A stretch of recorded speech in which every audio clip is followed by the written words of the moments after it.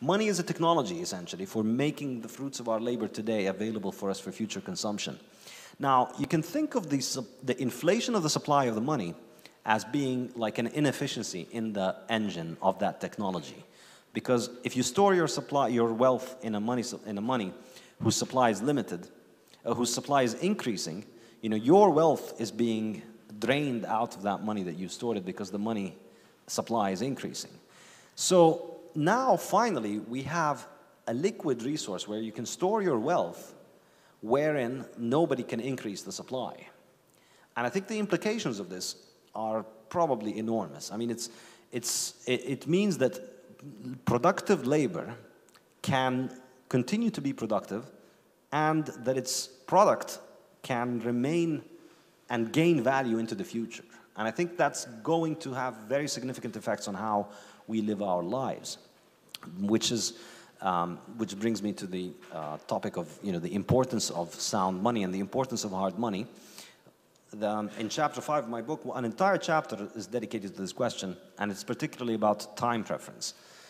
Time preference is how much human beings value the future versus the present. And so if you had no choice of saving, if you knew that your only medium of exchange was, let's say, a gas that would evaporate, so you can buy that gas and it will evaporate, you will be very unlikely to save. And if you're unlikely to save, you're unlikely to think of the future. And then all of your decisions as an individual will likely center around the present and around, immediate gratification. That's what we call high time preference behavior. As you're able to save, as you're able to think more of the future, you shift your thinking towards the future. That becomes low time preference behavior. And low time preference behavior is really what initiates the process of civilization, as economist Hans Hermann Hoppe likes to say. It's only when human beings begin to think of the future and begin to invest and begin to accumulate capital that we begin to develop the process of civilization, where we start thinking about what is better for the long run and not what is better for our immediate, animalistic needs right now, what we want right now. So I think this is really quite an important thing, and there's a long discussion in my book about the difference in the effect of changing time preference as opposed to the monetary medium. So for instance, if you look at 19th century Europe and you compare it to 20th century Europe, I don't think it's an entirely coincidental thing that, a lot of, say, the way that the music was, the way that the art has changed, the way that architecture has changed, the way that people's orientation, people's savings rates, people used to save a lot more back then than they do right now.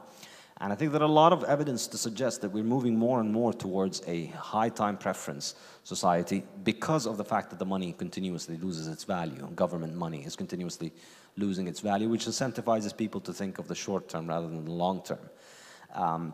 So I think Bitcoin, the really interesting thing about it for me is that it probably will reverse that process.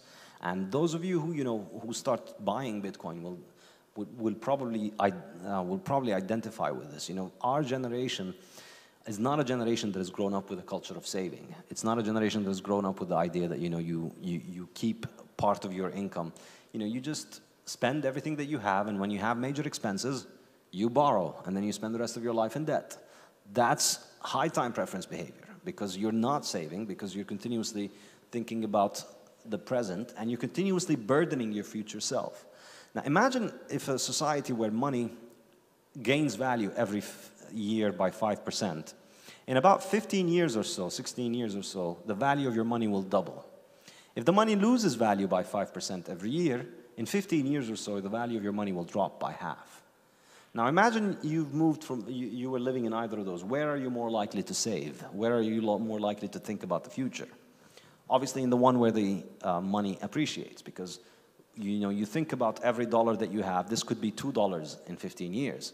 Whereas when the money's going down, you think this is $1, it could be half a dollar in 15 years. Why should I keep it in my pocket? It's losing its value quickly. So this, I believe, is one very important implication of having this new monetary medium. Another one, I think, is that it offers us an excellent protection against government abuse, from confiscation of wealth, inflation, and so on. Specifically, Bitcoin as a user technology for individuals currently, yeah, some people will escape Venezuela with Bitcoin and that will save their lives. But I think in the long run, the deeper impact that it will have is that it is going to make it harder and harder for governments to finance their operations through inflation. Because citizens everywhere in the world are developing Bitcoin as an exit strategy. So if any government starts inflating its currency, Bitcoin is far more easily available and harder to crack down on than dollars or gold or other currencies. So I think this is going to limit the ability by which government can confiscate wealth.